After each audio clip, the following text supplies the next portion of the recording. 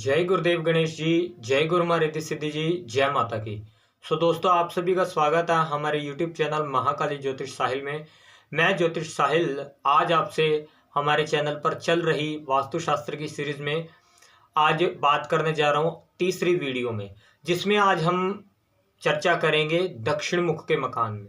जी हाँ दोस्तों, पिछली वीडियो में हमने बाकी दिशाओं के बारे में पढ़ा था कि बाकी की 3 दिशाओं में मकान कैसे रहते हैं, पूर्व के और उत्तर के और शनि के यानी कि पश्चिम के साइड के मकान के क्या प्रभाव रहते हैं। मगर आज हम बात करेंगे दक्षिण मुख के मकान पे कि क्यों ये इतना ज्यादा रहस्यमयी कही जाने वाली दिशा है।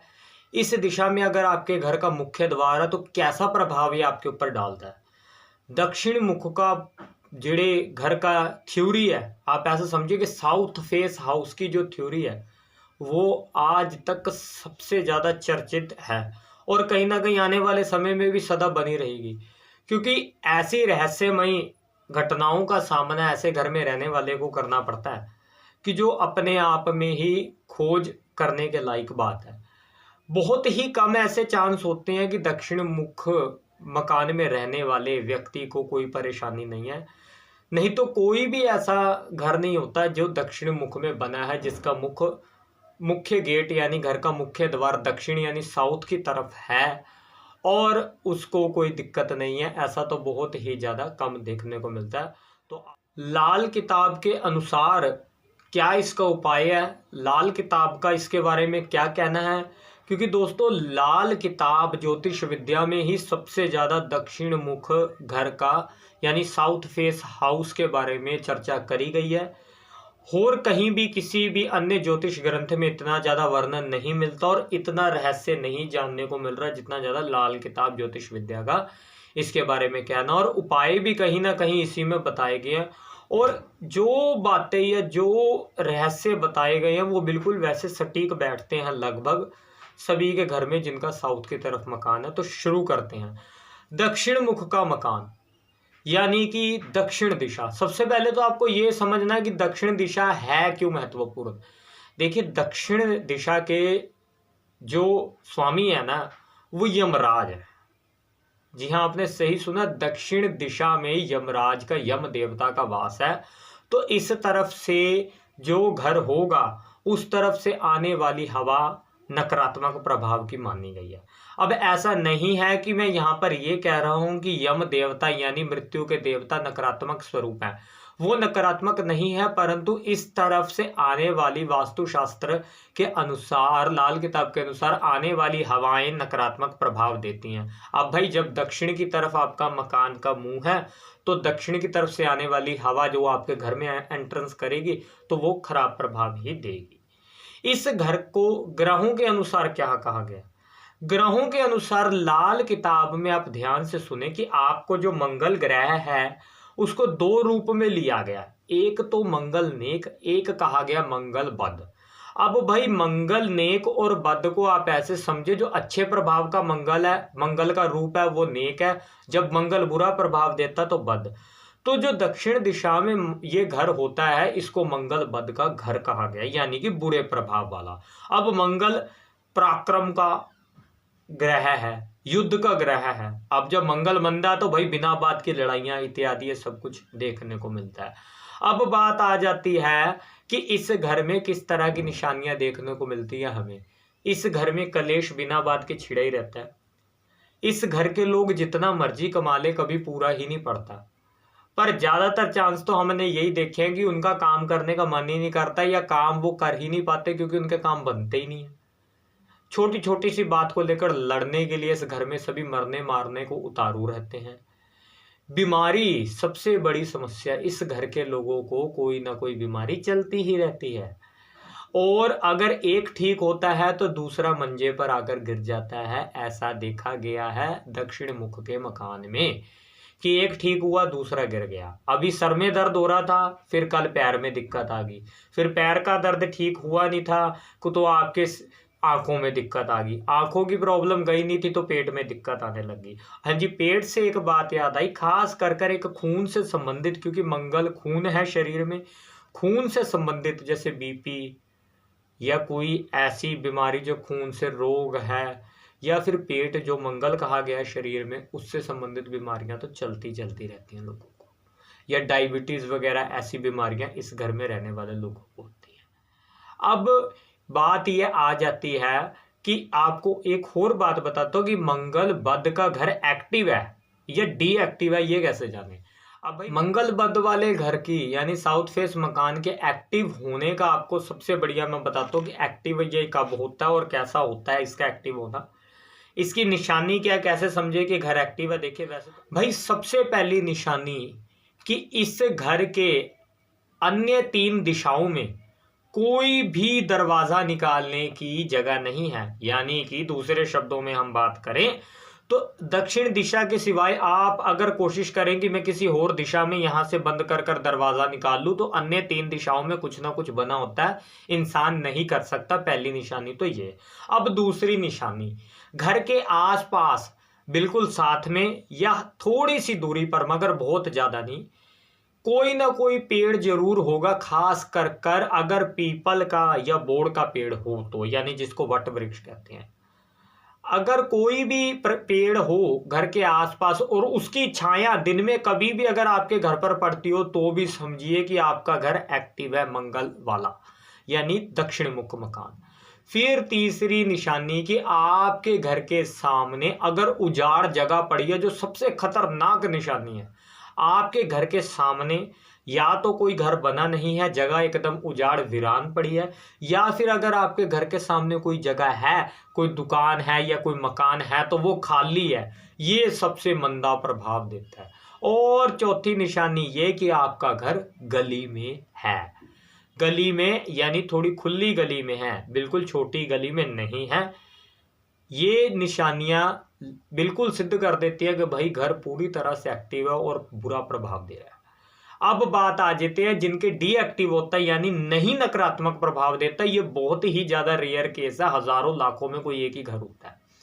वो घर कैसे होते हैं? गली एकदम छोटी होती है, यानी कोई 20-25 फुट से ज्यादा खुली गली नहीं है, मगर छोटी गली, एकदम एकदम छोटी गलियां होती हैं जिसमें से सिर्फ 1 या 2 लोगों के निकलने की जगह ही होती है, कोई व्हीकल भी नहीं निकल सकता। ऐसी अगर गली हो कोई और उसका दक्षिण के मुख के मकान, हमने ऐसा देखा है कि ज्यादातर ऐसे घरों में हवा का क्योंकि फ्लो रुक जाता सामने से आने वाली का, तो इतना नकारात्मक प्रभाव नहीं देता। पर ऐसा जरूरी नहीं है कि वो नहीं ही दे, वो देता भी है, और अगर दे तो कभी कम देता, नहीं तो ज्यादा दे सकता है। कोई गारंटी नहीं है कि सही ही असर देता है। अब इसी घर में सबसे ज्यादा प्रभाव किन पर है? बच्चों पर, बूढ़ों पर, स्त्रियों पर कि पुरुषों पर? सबसे ज्यादा ये घर मंदा रहता है स्त्रियों के लिए, सबसे बुरा प्रभाव औरतों को देता है, लड़कियों को देता है ये घर।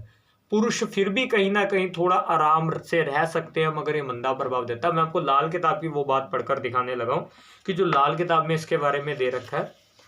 लाल किताब में एक पोर्शन है, मतलब कि उसके अंदर ये दिया गया, यानी कि एक पार्ट है जिसके अंदर हमें एक टॉपिक दे रखा खबरदारी का, यानी कि वो चीजें जो लाल किताब कह रही, वार्निंग है कि भाई ये चीज काम करने से या इस चीज से बचो, तो उसके अंदर इसी मकान के बारे में दे रखा है। तो आप अंदाजा लगाएं, जब वार्निंग में यानी खबरदारी में लाल किताब में इस बारे में ज्योतिष विद्या में वर्णन किया गया तो कितनी महत्व रखती है। तो क्या लिखा हुआ है कि इस घर के बारे में आपको बताता हूँ कि दक्षिण द्वार का मकान स्त्रियों के लिए विशेषकर मंदा होगा, यानी कि स्त्रियों के लिए, लड़कियों के लिए, औरतों के लिए सबसे ज्यादा विशेषकर मंदा होगा।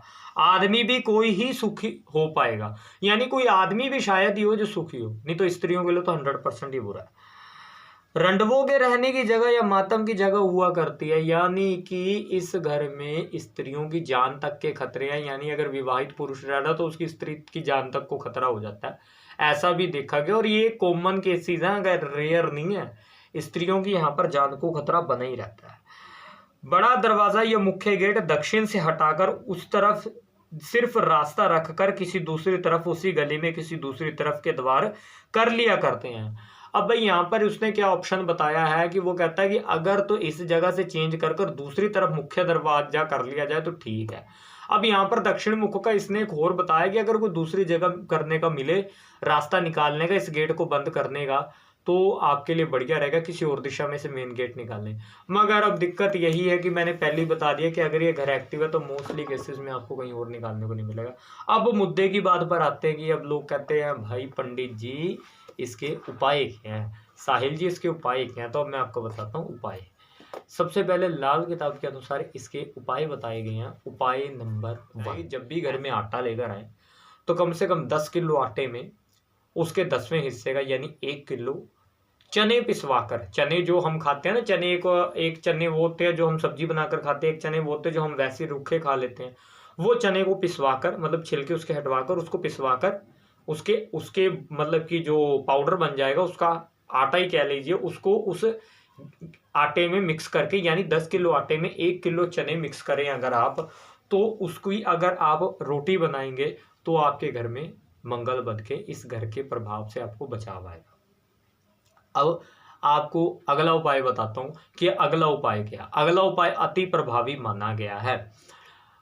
ये उपाय क्या है कि आप एक काम करें कि प्रत्येक 3 साल में, ये 3 साल में एक बार तो आपको करना, अगर आप इस मकान में रहते हैं, आपको कि ये उपाय करना है कि आपने एक बकरी उसके बच्चे समेत, काले रंग की बकरी उसके बच्चे समेत आपने दान करनी है। यानी कि कोई ऐसी बकरी जिसका बच्चा भी हो छोटा सा, उसके समेत आपने उसको दान करनी है। किसी ब्राह्मण पंडित से संकल्प कराकर दान करनी है। कोई बलि नहीं देनी है, कोई काटना नहीं है, किसी ऐसे इंसान को नहीं दे देनी जो उसको काट के खा जाए। ऐसा जो पालता हो या कुछ हो, किसी को दान कर दें या ब्राह्मण को ही दान कर दें आप संकल्प कराकर, बिल्कुल, क्योंकि कुछ लोग पालते हैं। अगर इस तरह से आप दान कर देंगे, बकरी दान करेंगे, तो बकरी दान करने से भी आपको इसके बुरे प्रभाव से बचाव मिलेगा, मगर शर्त यह है कि 3 साल बाद ये आपने उपाय करना ही करना है।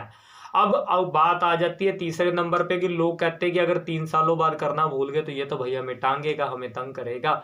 तो देखिए ये उपाय भी जबरदस्त है, बिल्कुल असर करता है, मगर सबसे जबरदस्त उपाय इसका सिर्फ एक यही है कि इसके मंदे प्रभाव के ग्रहों से बचाव के लिए आपको पाठ करवानी चाहिए।